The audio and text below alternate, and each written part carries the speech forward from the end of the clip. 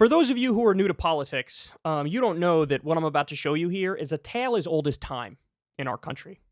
So I remember back in the day when when President Obama and VP Biden did their stimulus plan, what is $787 million during the Great Recession.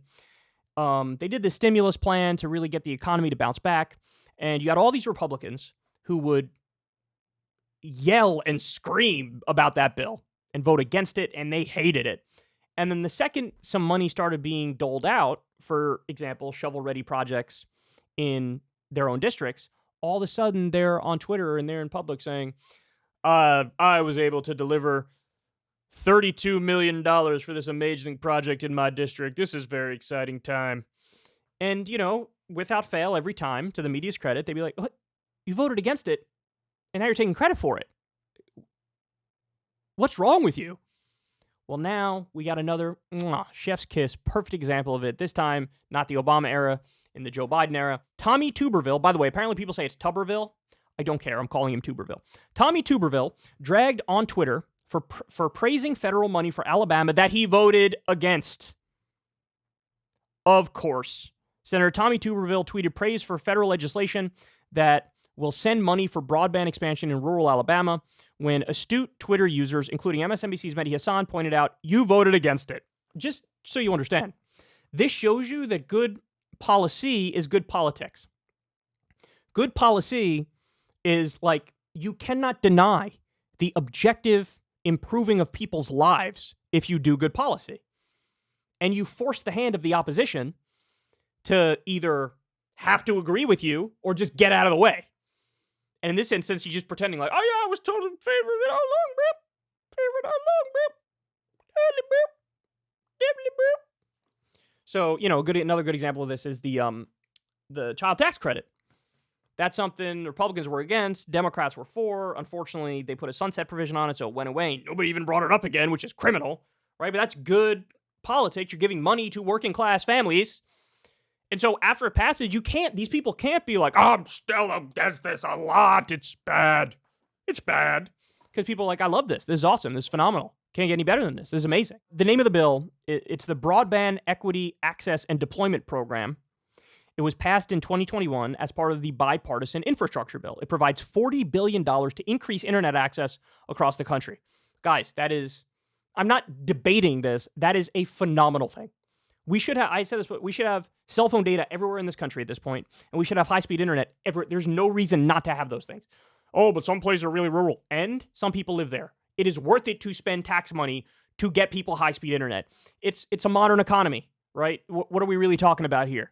This is unquestionably a good thing. They go on to say, Trump urged a no vote, because of course, Tuberville heeded that. However, 19 Republicans, including Mitch McConnell, the Grim Reaper himself, Ms. Lindsey Graham, and others as well, voted in favor of it. So it was 69-30 it passed in the Senate. 69-30. Quote, broadband is vital for the success of our rural communities and for our entire economy. Great to see Alabama receive crucial funds to boost ongoing broadband efforts, Tuberville tweeted this week about the $1.4 billion pledge to his state. Yes. Yes. And then Twitter pounced. So this was his tweet, as you could see. And Mehdi Hassan, you voted against it. Adam Kinzinger, the old vote no, but take credit. This woman says he voted against broadband.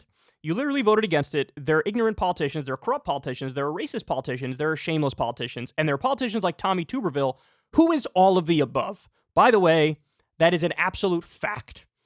Because even on the racism point, this is a guy who said, when I think of white nationalists, I just think of Trump supporters. I think of standard Republicans. Like, yeah, they're part of our tent. True, but if you're not condemning them, then it's like, okay, we see you. I just view them as MAGA Republicans. This is what he said. He did it recently. Oh, and then there was that other thing. What did he say? Oh, I remember. We covered it. Remember this, guys? He was going after teachers like, these inner city teachers. Man, he wasn't even playing hide the ball. You know how these teachers are. They're lazy. They want money for nothing. You know how they are in the inner city. Oh, Jesus Christ, man. Oh, my God. This isn't a dog whistle. This is a foghorn. What are you doing? So I used to be a hardliner when it came to social media. Like, look, total free speech, let the chips fall where they may. And I still believe that. However, I did say recently, it's grown on me, this idea of community notes, or just putting a little banner underneath something that's like, hey dog, there's more to this than you think right now. And it's very, very helpful in many circumstances. Now, every now and then they might, the community notes or whatever, they might get it wrong every now and then. But in a situation like this, you might have somebody in Tommy Tuberville's district who's scrolling by and they see, oh, it's great, we're getting the broadband. And then what do they see? Right underneath it, community note, Senator Tuberville voted against the bill that is providing this funding, and they have a link to the Business Insider article. That is nothing but a good thing. Nothing but a good thing. So I used to say, don't even do the community notes, don't even do the, little fact check or whatever. It's at least a sign for people, look deeper into this, get more context. And in this instance, the community notes for the win, okay? But anybody who were to read the replies to his tweet, you would have found the same thing. Anybody who were to look at the quote tweets, you would have found the same thing. Everybody's acknowledging you're a total hack, total charlatan. Look, the best defense I can muster up for this guy is maybe it's just a staffer who's running his account and he saw, more money to Alabama is a good thing because our guy represents Alabama, so I'll just say this is wonderful. But, if the staffer was smart, he would have realized, like, well, hold on now. My guy almost certainly voted against it because he's always in favor of, not spending for things that are social goods.